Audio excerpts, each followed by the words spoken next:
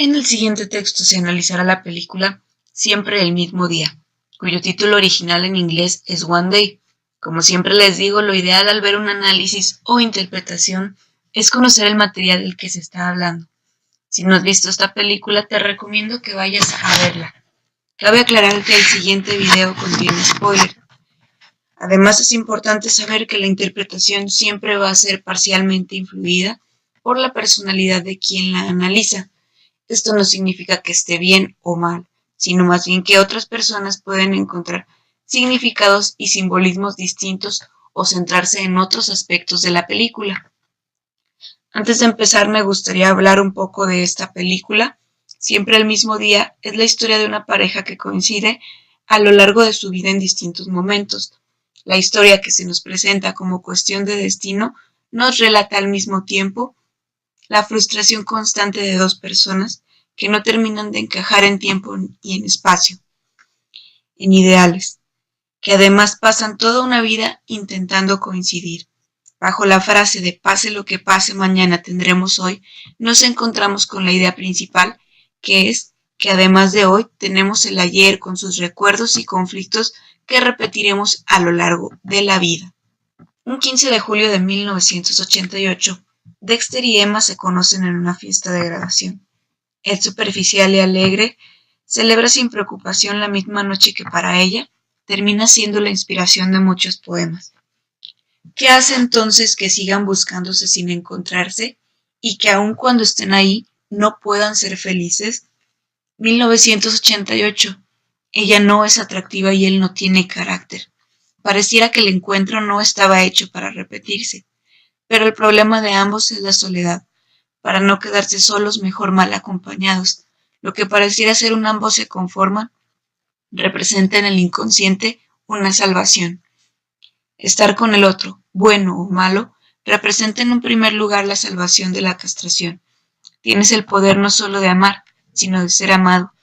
Soledad es un significante que desde el psicoanálisis podría ser tomado como aquello que se explica como un vacío inexplicable. Sin embargo, la soledad trasciende la cuestión del amor. Aun cuando pueda haber amor con ese vacío inexplicable, la soledad no se agota en la dialéctica del encuentro o el desencuentro amoroso. Y esta noche, como una pausa, Dexter y Emma, más que hacer el amor, se llenan el vacío. Diría Paul Valéry, un filósofo francés, un hombre solo está siempre en mala compañía.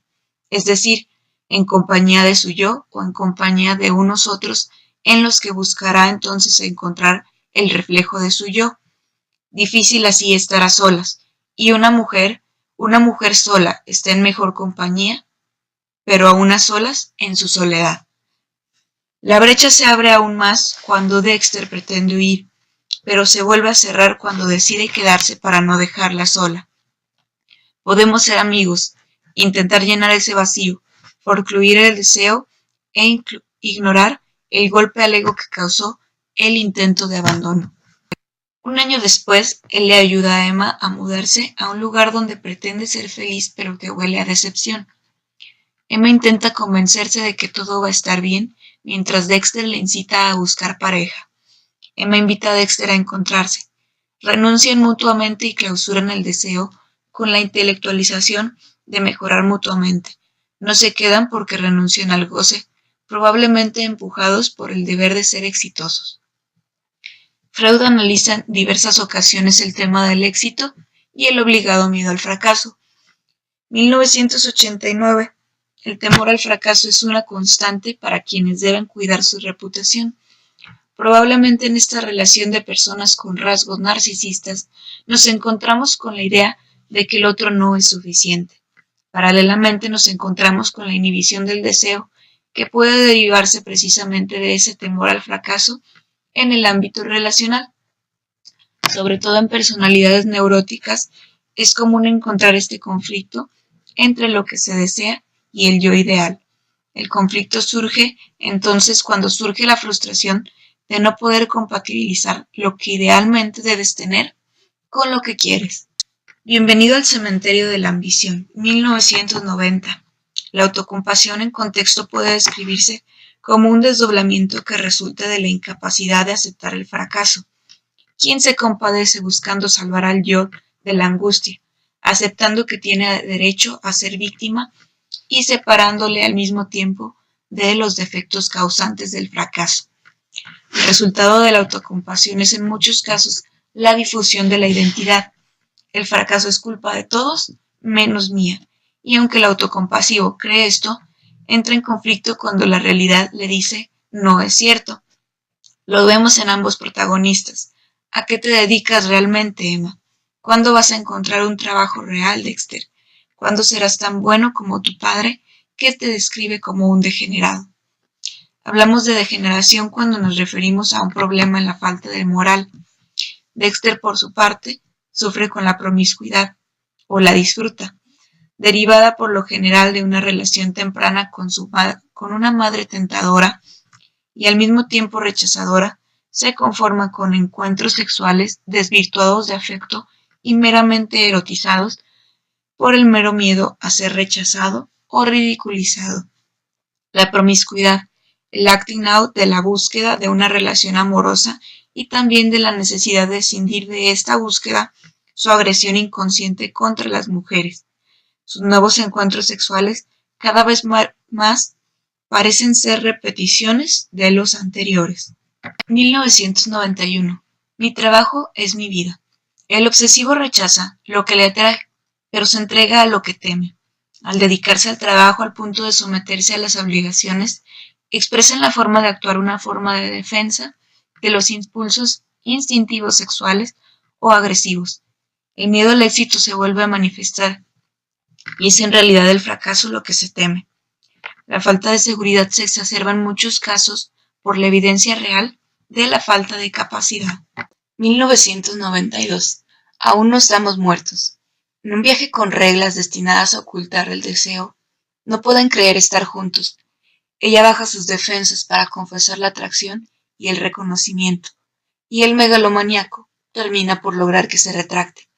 La megalomanía es un rasgo de personalidad que tiende a aparecer como defensa. Este mecanismo que nos hace mostrarnos omnipotentes nos ayuda a evitar sufrir una continua frustración. La idea delirante de ser deseado por todas permanecerá ahí aun cuando existe el rechazo. Emma tiene sus propias defensas. Aun cuando se expone al rechazo, el humor sarcástico surge como defensa contra la experiencia de ansiedad depresiva, culpa y pérdida. Los chistes de Emma se basan en la negación omnipotente de la realidad psíquica. Por medio del humor se evita el dolor. Se confiesan afecto, pero no pueden aceptar que se quieren. Se confiesan además el dolor de amarse. La película nos puede hacer cuestionarnos si es un amor realmente destinado a existir. Rompen la única regla, que es no enamorarse. 1993-94. El aislamiento afectivo, según el psicoanálisis, es un mecanismo de defensa que consiste en aislar un pensamiento, memoria o un comportamiento de manera que la experiencia vivida se vea despojada de su afecto o de sus asociaciones. Dexter aplica este mecanismo en repetidas ocasiones. El aislamiento puede ser una defensa a la que se recurra desde la infancia. Se puede establecer en el niño con su objeto amoroso, especialmente cuando percibe el contacto con este objeto como amenazante o peligroso. Por eso la separa del afecto.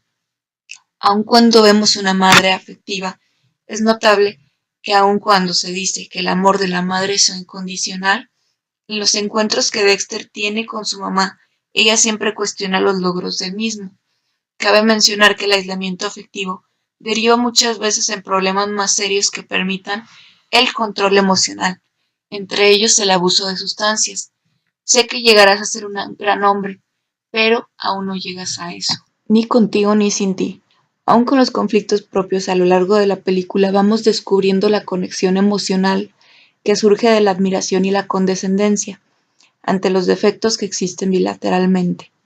Este tipo de pareja se caracteriza por no poder mantenerse unidas y a la vez no poder separarse por completo, lo cual acarrea consigo sentimientos de inestabilidad, incertidumbre e insatisfacción, que tratan de ser velados y negados por una fuerte necesidad de idealización que impide a la pareja vivir una relación más completa y auténtica. La pareja irrompible funciona mediante mecanismos colusivos a causa de un conflicto fundamental similar no superado. Nos encontramos con una pareja que surge del miedo a la fusión y también al abandono.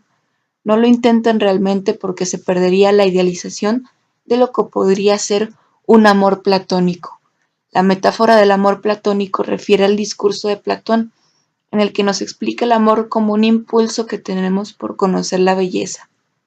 En el contexto de la psicología relacional, el proceso del amor platónico debería empezar con el conocimiento de la belleza física, luego avanzar hacia la apreciación de la belleza espiritual y finalmente buscar la complementación con la belleza de las leyes y costumbres. Según Platón, en realidad este tipo de amor ideal no es posible de alcanzar. El miedo a perderse en el otro les hace alejarse y la necesidad de cercanía afectiva y el temor a la separación hacen que alguno de los miembros de la pareja inicie el acercamiento, manteniendo un círculo repetitivo. Emocionalmente dependientes logran el equilibrio óptimo para mantenerse vinculados cuando uno de los dos quiere. 1995. El problema de la edad adulta temprana es intimidad versus aislamiento. Los sujetos adultos buscan intimidad y el compromiso con otras personas, y si no lo consiguen o temen hacerlo, se aíslan. Paralelamente, el adulto joven debe lograr independencia, competencia, responsabilidad y consolidación de la identidad. Mientras Emma mejora en el camino, logra graduarse de lo que ella denomina, algo que la califica para ganarse la vida, y forma una pareja estable. Dexter se encuentra en un aislamiento y estancamiento laboral. ¿Por qué es común el fracaso ante el éxito ya adquirido? Freud designa a los que fracasan al triunfar ya en 1916 como un grupo caracterológico basado en una dinámica inconsciente que tiene que ver con el autosabotaje ante una situación edípica. El éxito real en la vida adulta deberá ser sancionado en la vida como si se tratara de un crimen edípico, aunque en el hombre la premisa que le hace hombre en constitución es ser como el padre, no es así ser más que el padre, pues esto significaría y equivaldría a quitarle a su mujer y por consiguiente correr el riesgo de ser castrado.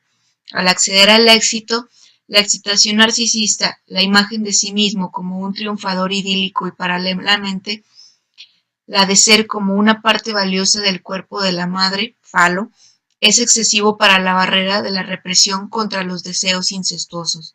Cuando se sabotean simbólicamente se castran a sí mismo, pero mágicamente dejan de ser el codiciado falo de madre. Sintiéndose por fin autónomos, el éxito representaría seguir siendo una parte de la madre, y el fracaso es percibido como únicamente propio. Ante una situación de pérdida, como el fallecimiento de mamá, es tal vez una forma de autopreservación, como diciendo, para no morir como mamá, debo dejar de intentar de ser lo que ella quiere. Las señales de autoboicot son claras: la ansiedad que acompaña el logro personal, la consecuente desorganización, la ausencia de la esperable alegría o placer ante el éxito, el descontento consigo mismos a pesar del triunfo, ciertas ideas paranoides de sentirse envidiado por los demás y la depresión. Es común que el neurótico enferme cuando obtiene lo deseado. 1996. ¿Qué sentido tiene? En el amor se ponen en juego múltiples formas de sufrimiento, que van desde el amar y no ser amado hasta el descubrir que el amor no soluciona todo. Por una o por otra vía no hay manera de amar sin sufrimiento. A veces es inevitable cambiar de pareja, porque con esa persona no se puede jugar el juego que uno elige inconscientemente. Pero no se trata de que cambiemos de pareja, no se trata de que terminemos con una, empecemos con otra y entonces esto va a resolver el tema. El conflicto de la separatividad, el miedo al rechazo, hace de la relación de Emma una rutina en la que tiene por seguro que la pareja que alimenta su narcisismo no le dejará, pero tampoco satisface el deseo real. En lo espiritual y en la normatividad probablemente Ian cumple con lo ideal, pero no termina de completarse la idealización romántica que se tiene con Dexter. Elegimos nuestra pareja de acuerdo a nuestras necesidades y sin dudar estas cambian a lo largo de la historia. Aunque no existe garantía de que Dexter cubra realmente estas necesidades, la idealización hace pensar que es Dexter lo que le hace falta a su vida. En este punto hay un tercero en discordia. Ian siente celos. Es fácil ver que los celos están compuestos por tristeza por el dolor causado por el pensamiento de que se está perdiendo a alguien a quien uno ama, la comprensión dolorosa de que no podemos tener todo lo que queremos, aun cuando lo que queremos con la mayor intensidad y merezcamos tenerlo, el sentimiento de enemistad contra el rival exitoso unidos a un conflicto edípico, una mayor o menor dosis de autocrítica que nos hace sentir responsables de nuestra pérdida. Mientras tanto, Emma engaña al que es su verdadero deseo más que engañar a Ian.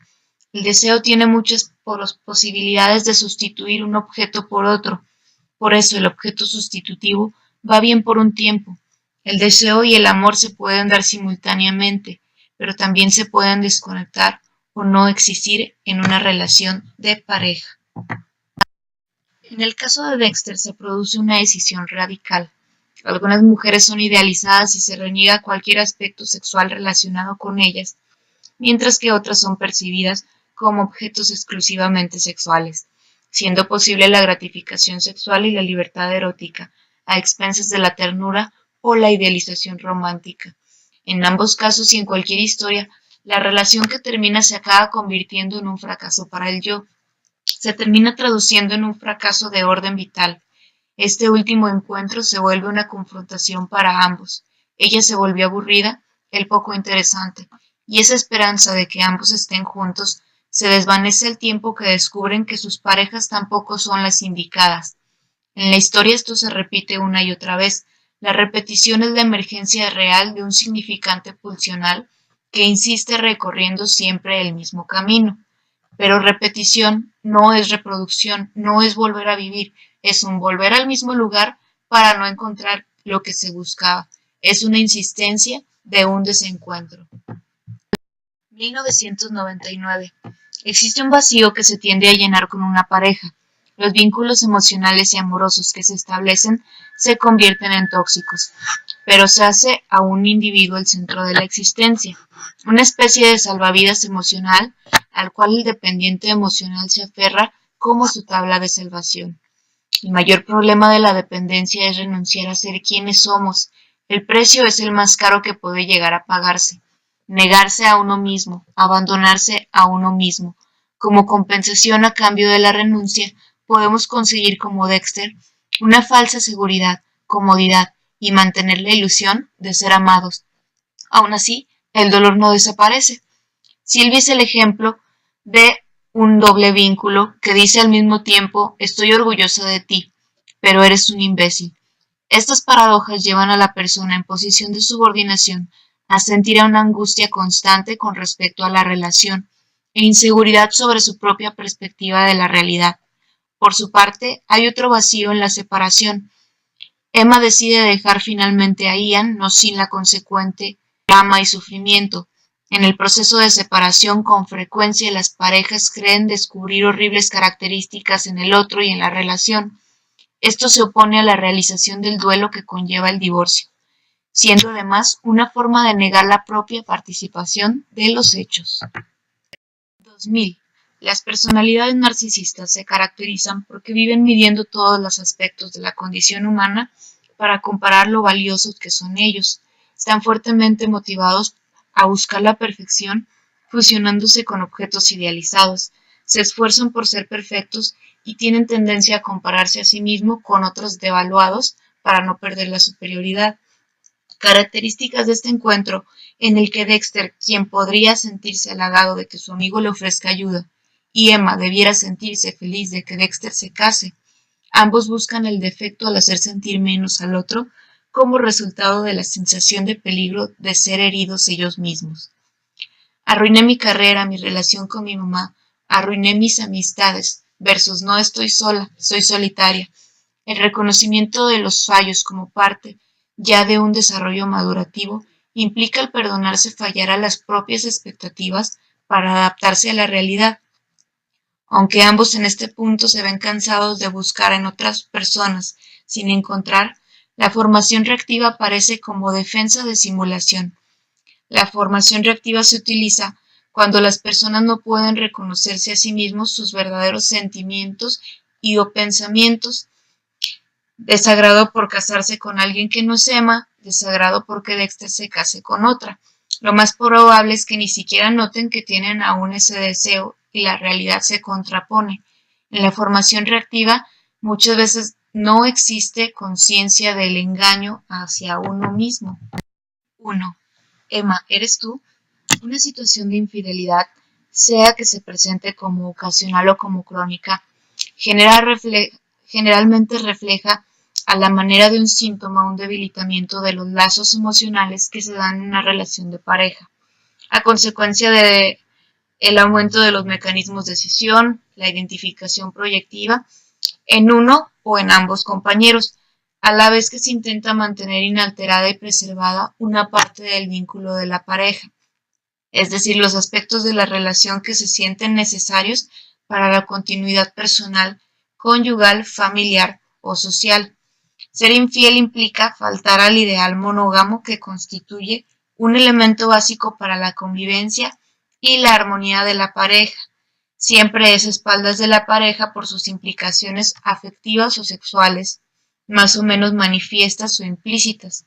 A nivel psicoanalítico, la infidelidad implica un triángulo amoroso donde, al igual que en el complejo de Edipo, existe una pareja establecida que es atacada en su estabilidad por un tercero, quien busca quedarse con el amor de uno de los dos desplazando al otro. Debe considerarse que detrás del impacto y estos sentimientos iniciales existe todo un miedo a ser desplazado y excluido, a perder el amor del otro, a sentirse abandonado y a confrontar la propia soledad, además de una gran sensación de impotencia y de rabia no resuelta.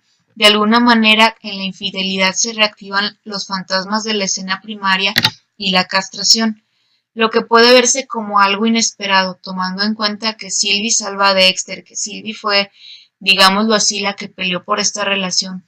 Es en realidad otra repetición de los conflictos infantiles. El miedo al rechazo clínicamente marcado a lo largo de los años ha vuelto a hacer que la historia se repita. La sensación de no ser suficiente es solo paliada por el recuerdo de Emma. La sensación de culpa surge como si presintiera Dexter que algo hizo mal, aun cuando es Sylvie quien comete la infidelidad. 2003. ¿No crees que sea buena idea? El año que no nos pasan probablemente habla más de la relación que mucho de lo que nos proyectan en las otras escenas. Ella estuvo ahí cuando Sylvie lo engañó, y duele más saber que consiguió a otro porque se vuelve una doble traición. Mientras tanto, Emma dice, creí que me había deshecho de ti. Nuestra época envía simultáneamente mensajes contradictorios que confunden y frustran a los individuos que intentan formar pareja. Por un lado está la devoción al narcisismo, al individualismo, al no comprometerse. Por el lado contrario, se sigue fomentando la idea romántica de la pareja perfecta. Otra contradicción social implica el miedo a la intensidad y el riesgo en general, al mismo tiempo que se fomenta esta intensidad. Lo anterior provoca la formación de parejas inestables e insatisfechas, dentro de las cuales se encuentran vínculos irrompibles. 2004. De manera muy general podríamos decir que una pareja atraviesa por los siguientes pasos: un encuentro, la elección, la idealización, la simbiosis, la desidealización, la ruptura de la simbiosis o el conflicto y el reacomodo dinámico. Sin embargo, la historia que debe ser un final feliz parece no terminar ahí. 2005. Quiero un hijo con el hombre que amo y si él no aparece, contigo. Lo que pareciera ser una broma es una repetición edípica que suena a traición al padre. El deseo parental es producto, en primer lugar, de un proceso que se gesta en la infancia de identificación con ambos padres y, en segundo lugar, de un mensaje inconsciente que se va implantando respecto a la masculinidad y feminidad.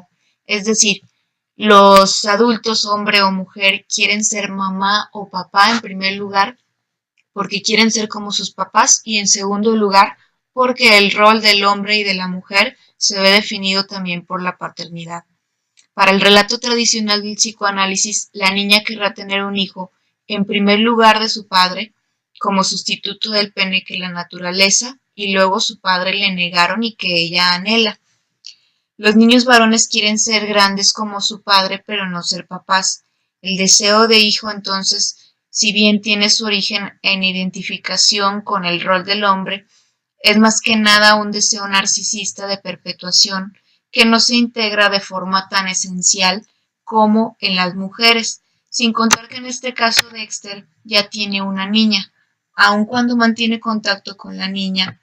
En muchos casos de separación, el trabajo de mantener relación con los hijos se vuelve difícil, pues se anotan en el inconsciente como ex hijos del mismo modo que se habla de una ex mujer. 2006. A nivel psicológico, el embarazo representa muchas cosas. Durante este periodo se repite especialmente la relación primitiva de la mujer con su propia madre.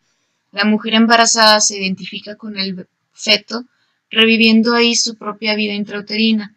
Además, el feto representa para el inconsciente a su propia madre y al superyo introyectado. Así, la relación ambivalente o el rechazo es revivido con el embarazo.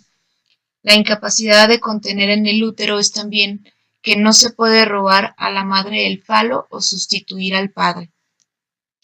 La incapacidad de tener hijos incumple a la feminidad. Para que exista un embarazo debe haber castración. Y si se tratara de otra cuestión de vacío, y si no se puede llenar ese útero por la sensación de desmerecimiento del amor y del afecto, la historia no permite la culminación de la pareja. Pareciera que cuando logran conocerse y aceptarse a nivel espiritual y moral, hubo la necesidad de seguir buscando ese algo que los hiciera felices, ese algo que les llenara el vacío. En el campo de la neurosis, la pérdida de tener sacude al ser, lo hace vacilar sobre su propia existencia. La historia continúa sin Emma, y Dexter le corresponde la tarea de reajustar el significante de su propia existencia a partir del agujero que la pérdida deja en lo real. En el duelo patológico, el amor se queda congelado alrededor de algo que ya no está, y el siguiente paso es aprender a amar a Emma sin el estímulo de su presencia, para poder amar además a alguien más, como pudiera ser su hija o otra pareja. El dolor se apacigua cuando el doliente admite que el amor por un nuevo elegido nunca abolirá el amor por el que ya no está. Pareciera redundante el tema, pareciera irrelevante dar un recorrido por toda la historia para explicar el inconsciente de Dexter y Emma, para hablar de lo mismo. Sin embargo, esta película nos habla de cómo no existen casualidades, sino causalidades. Adicciones, frustraciones y relaciones fallidas son el resultado pues de un conflicto. La repetición se coloca aquí como presente, aquí y ahora, pero un presente que es la máscara de un pasado que esconde las evidencias de sus raíces en lo que de hecho el hoy reitera.